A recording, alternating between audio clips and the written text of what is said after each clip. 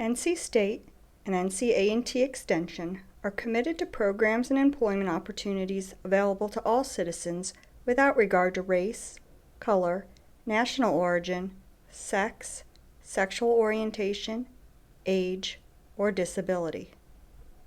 This training is designed to provide you with an overview of civil rights in order to prevent civil rights violations. In this course, we will review the legal authority for civil rights regulations and protected classes, the public notification system, non-discrimination statement, and program accessibility, the importance of providing quality customer service, conflict resolution tools, the civil rights complaint process, the importance of collecting and reporting racial, ethnic, and gender data, and the USDA Civil Rights Compliance Review process.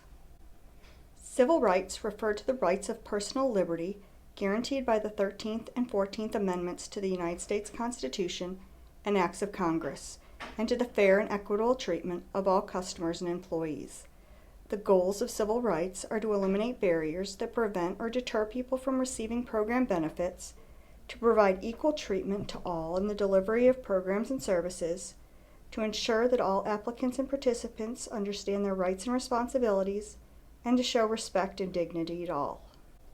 Discrimination can occur when people are treated differently, or in cases where they're denied services, benefits, rights, or privileges because they're a member of one of the protected classes. Discrimination can happen intentionally, by neglect, or by actions or lack of actions provided to a person or persons. A protected class refers to any person or group of people who have characteristics for which discrimination is prohibited based on law, regulation, or an executive order. The U.S. Non-Discrimination Statement identifies the following protected classes: race, color, national origin, religion, sex, gender identity, including gender expression, sexual orientation, marital status, family or parental status, disability, age, income derived from public assistance programs, political beliefs, or reprisal or retaliation for prior civil rights activities. Please note that not all of these bases will apply to all programs. There are three types of discrimination that have negative effects on programs and violate the civil rights of the protected classes. The first is disparate treatment. This occurs when a person is intentionally discriminated against because they are a member of a protected class. For example, you are working with a religious organization that distributes food, and the organization denies services to members of other religious groups because of the beliefs not matching that of the organization. In this situation, the organization is intentionally discriminating against individuals of other faiths. The second type of discrimination is disparate impact. This occurs when an action appears neutral but has excessive impact on a protected class. Disparate impact does not require proof of discriminatory intent, but centers around the adverse effects that the policy or practice has on protected groups. An example would be a food distribution site making people who are Spanish-speaking wait until the end of the day for food because interpreters are not available till late afternoon. On the surface, this appears neutral because the organization is not necessarily denying service, but only providing service when they have interpreters available. However, this creates a situation whereby at the end of the day, there may not be any food left, or at the end of the day, the Spanish-speaking population may not have transportation available. Finally, reprisal or retaliation is when there's a negative treatment of a member of a protected class in response to previous civil rights activity. This includes actions against their family or other associates. In this case, family and friends of a participant might be denied service after the participant filed a complaint against the agency over civil rights concerns. Some programs have legally established eligibility requirements. Congress can establish programs identified for certain groups of people, and it's not discrimination to exclude those that do not meet your eligibility requirements, even if they are members of a protected class. For example, Congress may set age limits for a program. It is not age discrimination for you to exclude people who do not meet the age limits, even though age is a protected class. It would be discrimination, however, if you limited a protected class's access to a program that doesn't have eligibility requirements.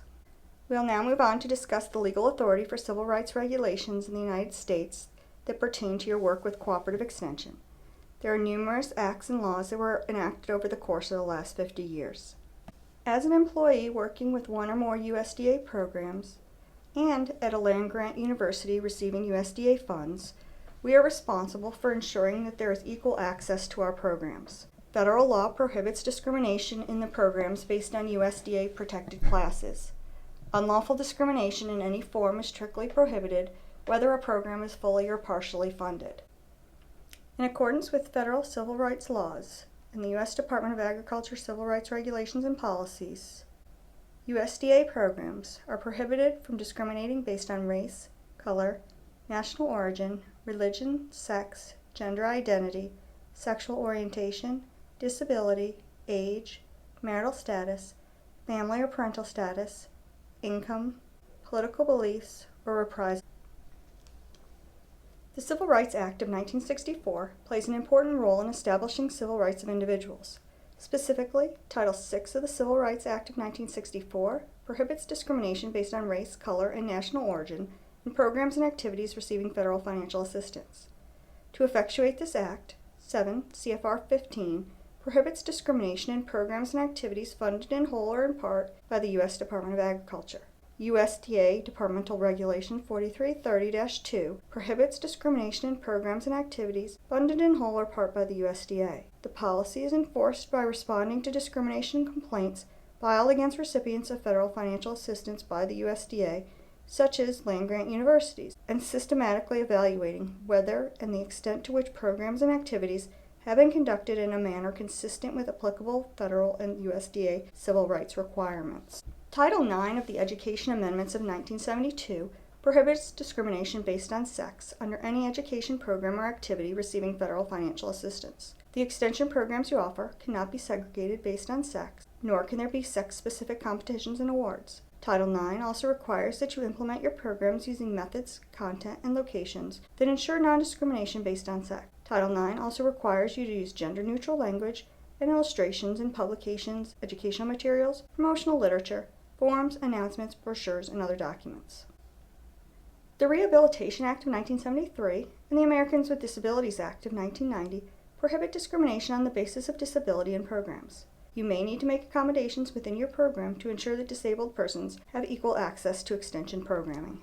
The Age Discrimination Act of 1975 states that no person in the United States shall, on the basis of age, be excluded from, be denied the benefits of, or be subjected to discrimination under any program or activity receiving federal financial assistance. More recent civil rights legislation includes the Civil Rights Restoration Act of 1987, which amended the definition of program or activity to clarify that if any part of the institution, agency, or corporation receives financial assistance, then the previously enacted civil rights legislation will apply to the entire institution. In addition, the Civil Rights Act of 1991 amended the Civil Rights Act of 1964 to strengthen and improve federal civil rights employment laws, to provide for damages in cases of intentional employment discrimination, and to clarify provisions regarding disparate impact action. The second objective of today's training is to understand the requirements for public notification and program accessibility. The purpose of a public notification system is to inform applicants, participants, and potentially eligible persons of program availability,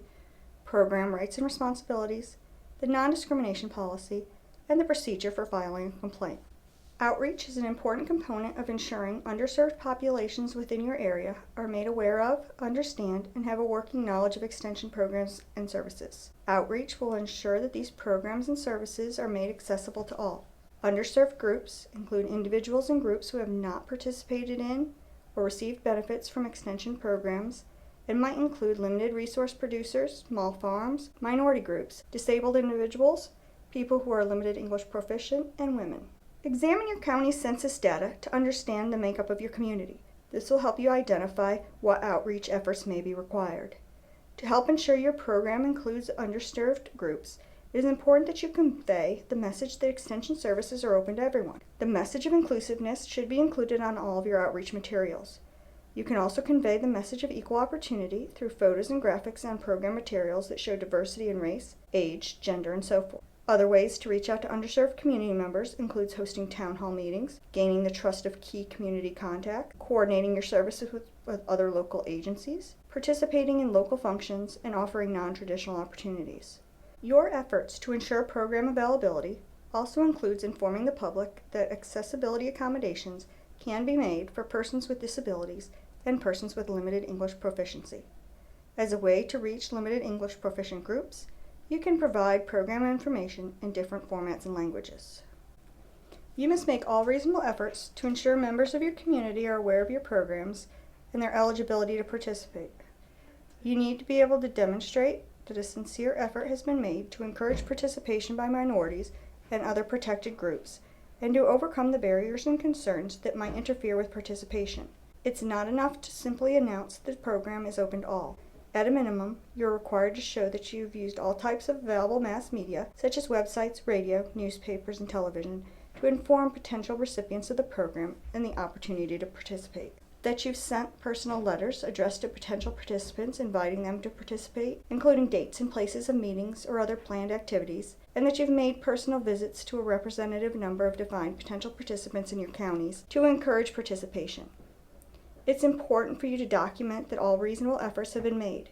You should keep 3 years of records on your efforts, the current year and 2 previous years. Copies of mass media releases and circular letters will meet the first 2 requirements. Personal visits may be documented by making a record of personal visits, including visitor, dates, person reached, responses, and other related information. Let's look at an example of a possible barrier. Suppose you publicize your program on social media, but there are groups within your community who don't have access to computers or who don't use social media. In this situation, you don't meet the standard of making all reasonable efforts. Another example is if you only publicize your program in English and you have a large Spanish-speaking population. Again, in this case, you have not done all that you could do to notify potential participants of the program. If you have a large Spanish-speaking population, you may need to translate your advertising materials, advertise on Spanish TV or radio stations, or make personal contacts with members of the community. In addition to ensuring all people are aware of your programs, you need to make a sincere effort to encourage participation by members of protected classes and to overcome barriers and concerns that might interfere with their participation. Accessibility to the program can include physical access to the services provided as well as language accommodations.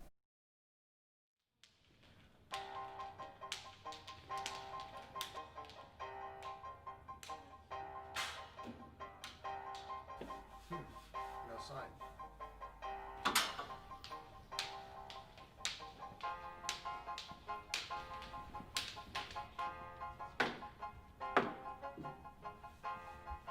No sign here either.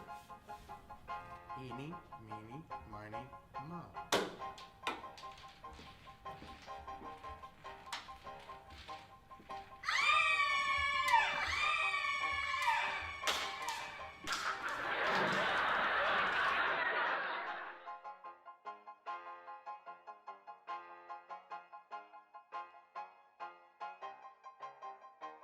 Persons with disabilities have the legal right to access programs and services. We have an obligation to ensure that members of the public are provided accommodations in order to access program information, applications, and assistance if necessary. People with disabilities must be admitted or served regardless of their disability, integrated into regular programs to the maximum extent possible, included in regular programs, and given the choice to accept or decline special services or benefits. There are a number of steps you can take to ensure that your programs and services are accessible to and usable by persons with disabilities. Providing service to disabled individuals includes having handicapped accessible facilities. This should include the parking lot, entrances, exits, hallways, elevators, restrooms, and braille signage. It might be necessary for you to clear the hallways and doorways of unnecessary clutter, guide a person in and out of the building, or even help reach an item on a shelf. If access is not available, then you need to offer the most integrated setting possible to enable persons with disabilities the full benefit of your programs.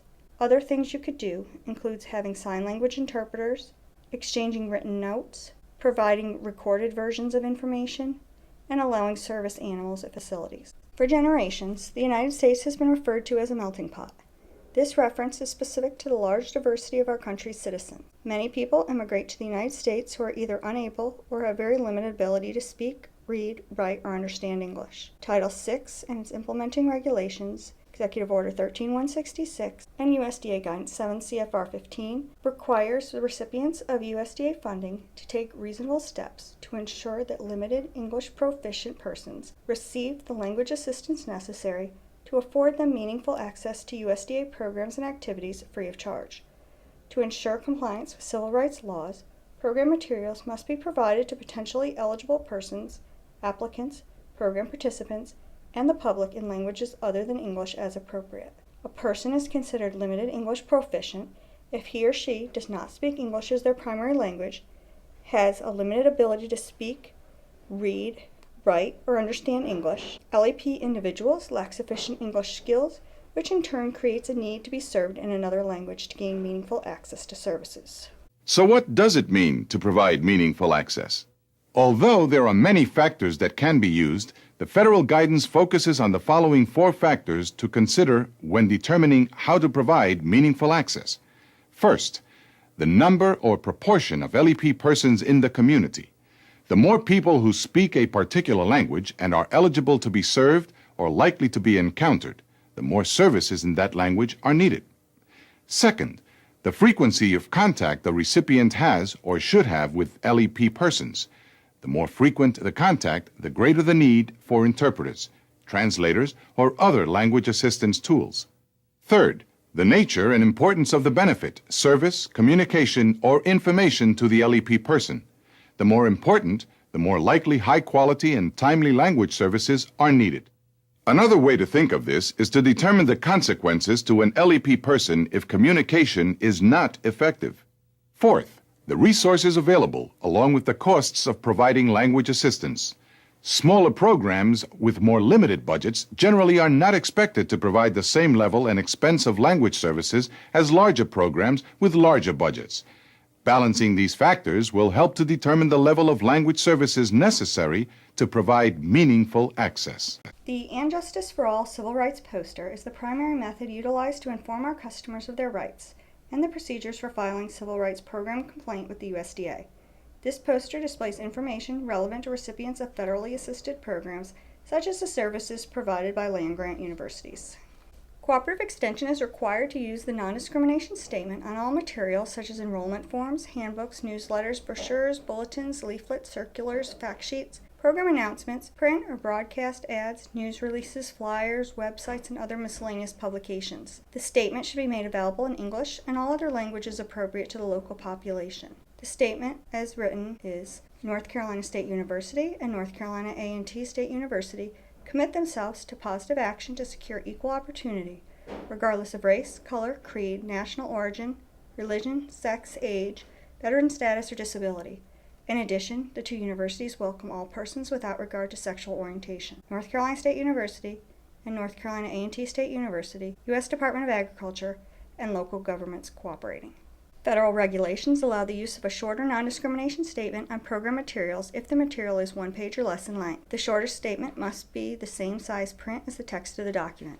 Remember, the shorter version is the exception, not the rule. Providing excellent customer service is one of the most effective ways for ensuring compliance with civil rights laws and to be certain everyone is treated the same. Applicants, participants, and the public are customers of your program. Treating customers with respect and dignity through customer service saves you time and minimizes the opportunities for complaints. Professionalism sets the stage for positive relationships. First and foremost, by demonstrating good listening, you show your customers that their voice will be heard, and by being available helps resolve issues before becoming a problem. As a professional, you must respond in a professional manner regardless of your customer's behavior. Being responsive to your customers demonstrates that actions will be taken if they have a concern. To ensure you provide excellent customer service, some best practices include treating all customers with respect and dignity, exercising good listening skills by being attentive to the customer and their needs, learning to empathize with the customer when necessary, responding to questions in a non-threatening manner, ensuring your voice and tone are calm and clear, communicating rules as well as client rights and responsibilities clearly and precisely, recognizing and appreciating that customers have many varied needs and few resources, recognizing when a person feels they've been treated in a rude and discourteous manner. The quality of the service you provide one person should not be any different than another because of race, color, national origin, religion, sex, or disability. Don't you wish difficult people came with a sign? Unfortunately, they don't. In fact, difficult people comprise about 10% of the population, yet they're responsible for more than 50% of the relational challenges that you and I face in our life, at our homes, and in our work. No matter how great your customer service skills are, there will be times when conflict arises. An issue that starts out as a simple disagreement can sometimes escalate into a civil rights complaint. Conflict resolution skills can help you provide good customer service and avoid potential civil rights complaints. Employing some or all of the following 5 techniques can assist with effective conflict resolution. Using a win-win approach is about changing the conflict from an adversarial attack and defense to cooperation. It is this powerful shift of attitude that alters the course of communication. The win-win approach says, I want to win and I want you to win too. The most important win-win maneuver you can make is to change the course by beginning to discuss underlying needs rather than only looking at solutions. When employing appropriate assertiveness, you should be able to state your case without arousing the defenses of the other person. The secret of success lies in saying how it is for you rather than what they should or shouldn't do. Use I statements to state your case without engaging the other person's defenses. An I statement tells how it is on your side. They're conversation openers, not solutions. Cooperating power is being faced with a statement that has the potential to create conflict, then asking open-ended questions to reframe resistance. Explore difficulties, then redirect discussion to focus on positive possibilities. Cooperative power is seeing things from the flip side, changing your perspective, finding and focusing on positive options. Remember that managing emotions is internal as well as external. It's vital to manage your own emotions, sticking strictly to the facts of the complaint. Demonstrating empathy is about rapport and openness between people. When it's absent, people are less likely to consider needs and feelings. The best way to build empathy is to help the others feel they're being understood. This means being an active listener. To demonstrate empathy, be attentive and focus on the person, ask questions to find out what it's like on their side, reflect back, explore the situation to get clarity, and summarize what you've heard. If a person feels they're being heard, it's much harder to stay angry. Using a creative response is about turning problems into possibilities. It's about consciously choosing to see what can be done rather than focusing on the perceived problem. Redirect and focus on positive possibilities. The creative response to conflict is about turning problems into possibilities. It's about consciously choosing to see what can be done rather than saying how terrible it all is. It's affirming that you will choose to extract the best from the situation. In this next section, we'll talk about the process of filing a civil rights complaint. Conflicts will happen. If someone believes that either discrimination has occurred or is occurring, or if a program is not in compliance with federal civil rights requirements, they can file a written complaint with NC State, NCA&T, or the USDA. You should never discourage or interfere with anyone filing a complaint or voicing concerns of discrimination. I'll do that. Right. Hi, can I help? I get the feeling you don't like people like us around here. Ooh. Can you tell me what you mean? Okay, we got here right in front of Mr. and Mrs. All-American family. Well, how come they're camping by the lake? And we get assigned the slot beside the plumbing facilities? And what, the guy at the gate didn't approve of us? You have, let's see, number 8. That's right, Camp Swampy. No problem. If you'd like, I can reassign you to number 16. That's near the big rocks by the lake. There's a couple of owls nesting in that real tall pine. Cool, that's fine. Well, I'm sorry about the misunderstanding. Thank you. Oh, wait. Here, take this. If you feel that you have been discriminated against, get in touch with this office. The contact information is also on that poster over there. Oh, no, I'm satisfied. But how come I had to make an effort to come and talk to you if I wanted a decent location? Well, most folks don't have preferences, so we assign the campsites numerically as you come in, unless you request a specific one. We ought to drop that campsite 8 from the rotation. Yeah. Okay. Now, you sure you don't want this? You have 180 days to file a complaint. No, thanks. Thank you. You have a great stay. All right, thanks.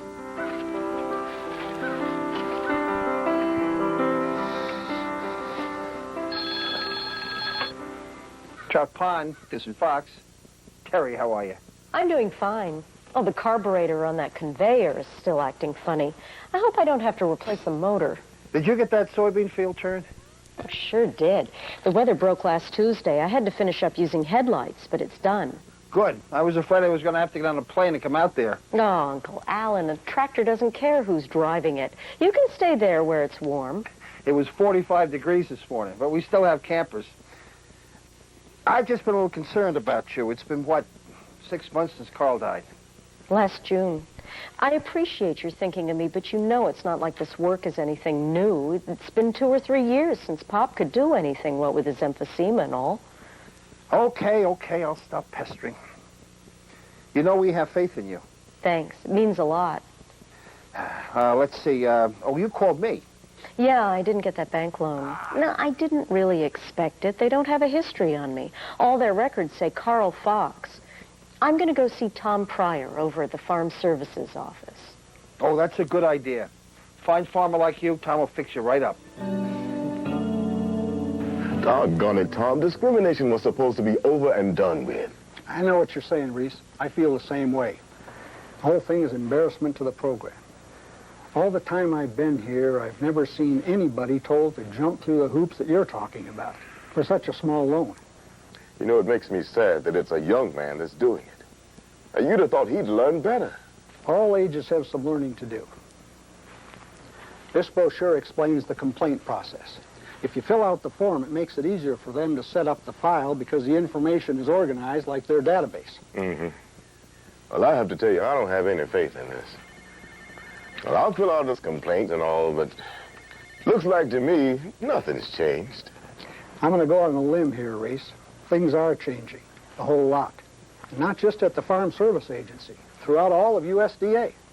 Well, then, how do you explain? It's people. There's 90,000 or so people we're talking about. Some of them are a little slow. They're going to have to get set straight before they catch on, I'm afraid. Well, it's about time management did something. But I can't get caught up 4 or 5 years in this complaint going nowhere. And me trying to run my farm. That's the one part that has changed.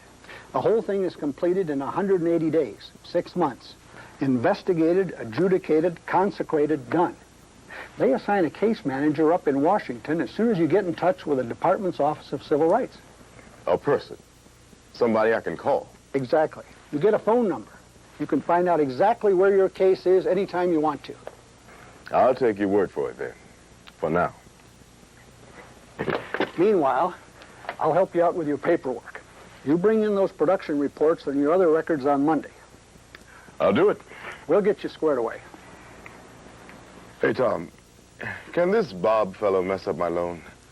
I mean, if he finds out I'm filing this complaint. You mean like the old days? No, Reese, he can't. And if he harasses you in the tiniest way, he'll be in more trouble than he can imagine. Same goes for anybody else in this office. Well, thanks.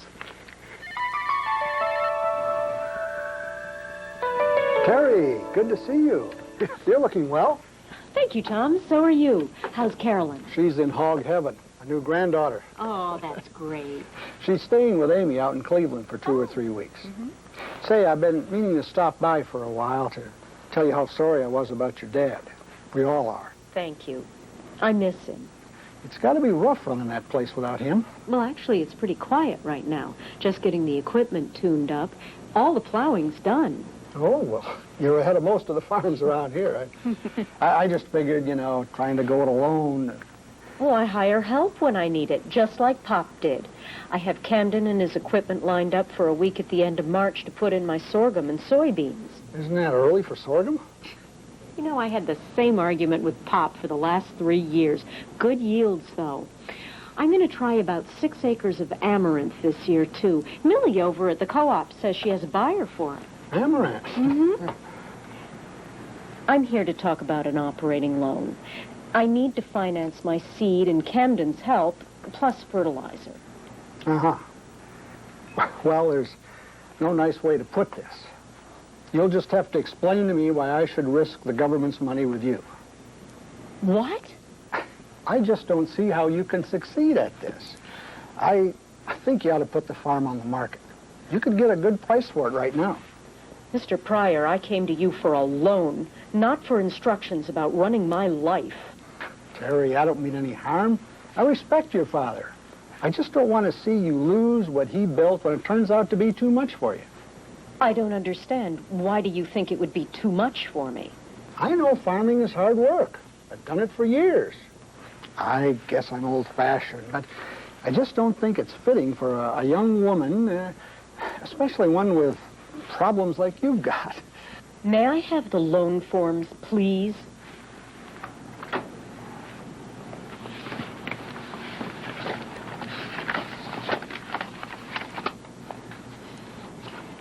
I was hoping for a little guidance. I already offered. Then maybe I should talk to somebody else. Discrimination, whatever form it takes, is never okay. The USDA has a process for dealing with discrimination complaints.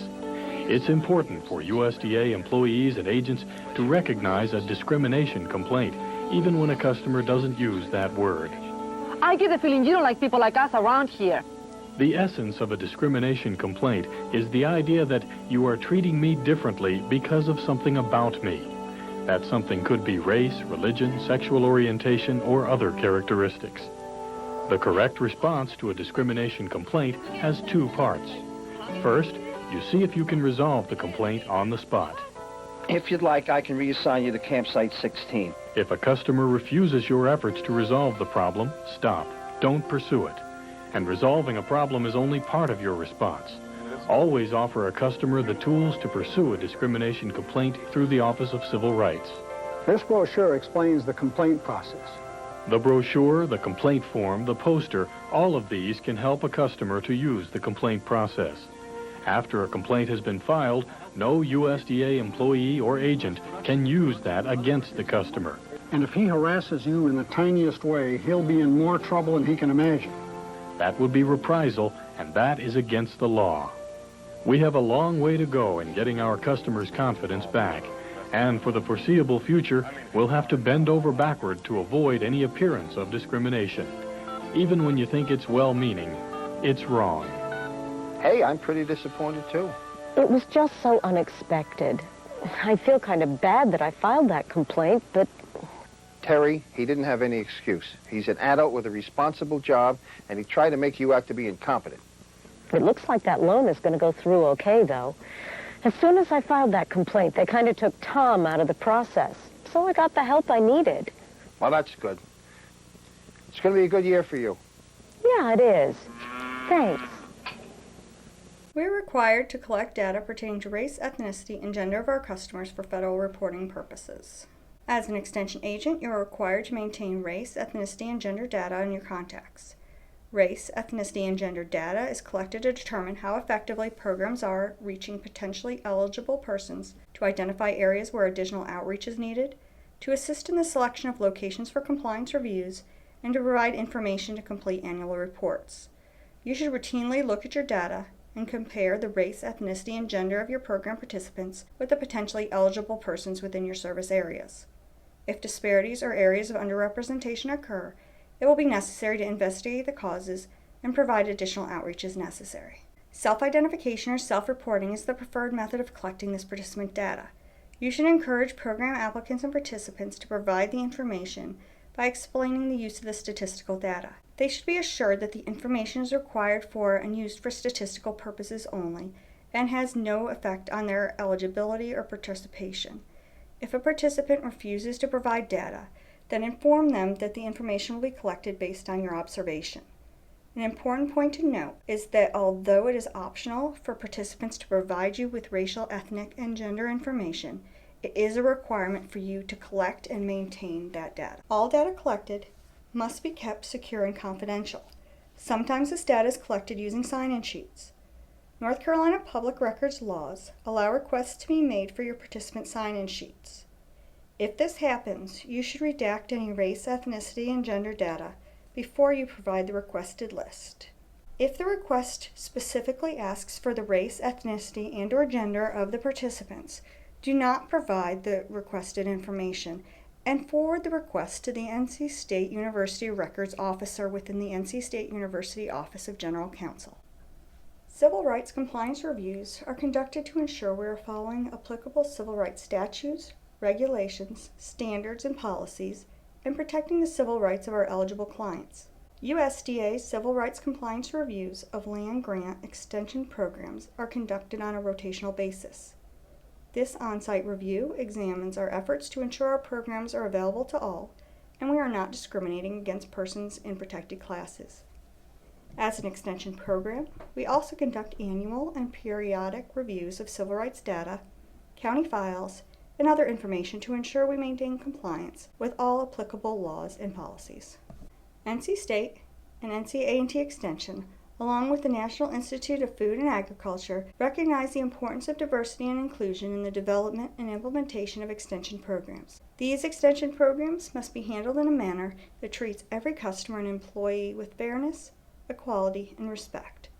This applies to all aspects of the extension programs, including identifying needs, setting priorities, allocating resources, selecting and assigning staff, conducting programs, and getting feedback.